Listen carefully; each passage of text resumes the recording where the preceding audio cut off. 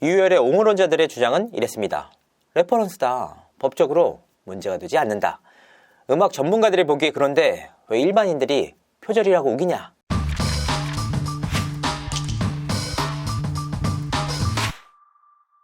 시청자 여러분 안녕하세요.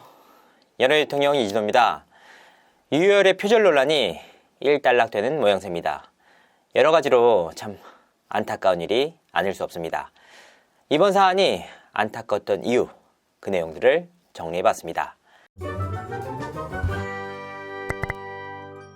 첫 번째, 류이치 사카모토의 공식 입장. 아쿠아라는 곡에 대한 유사성을 확인했다. 멜로디와 코드 진행은 표절이라는 논점에 부합하지 않는다고 판단했다. 유사성이 있지만 나의 악곡에 대한 그의 큰 존경심으로 본다. 모든 창작물은 기존의 예술에 영향을 받는다. 거기에 독창성 5에서 10%만 가미한다면 그것은 훌륭하고 감사할 일입니다. 역시나 대가다운 면모였습니다. 저 역시 그의 인간적인 면모에 고개가 절로 숙여졌는데요. 하지만 이런 의견들도 있었습니다.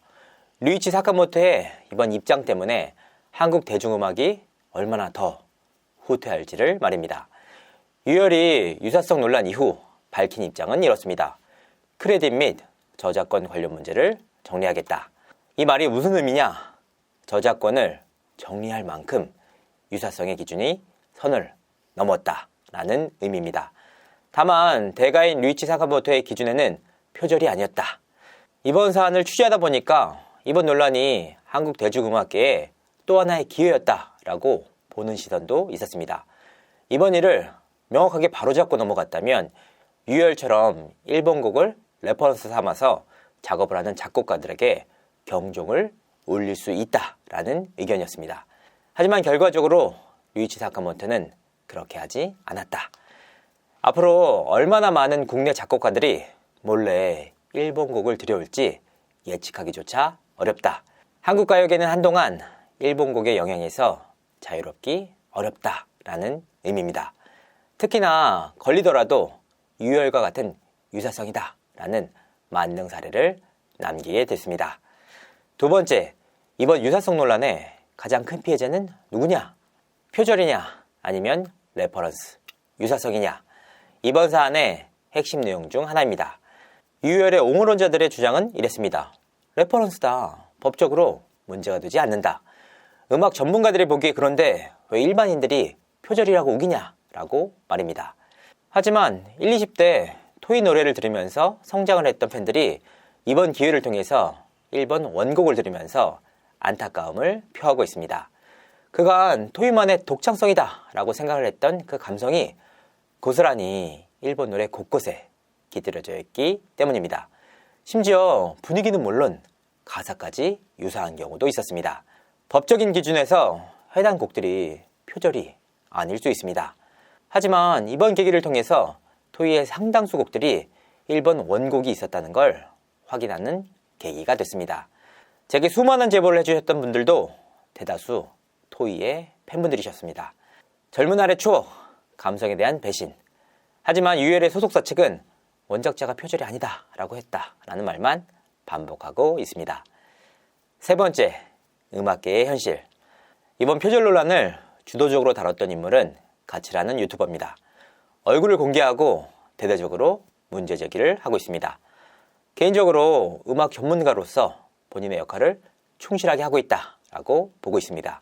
사실 제게도 유열의 유사곡과 관련한 수많은 제보가 이어졌습니다. 하지만 제가 음악 전문가가 아니기 때문에 이 음악에 유사성이 있다라는 걸 음악적으로 보여줄 전문가가 필요했습니다.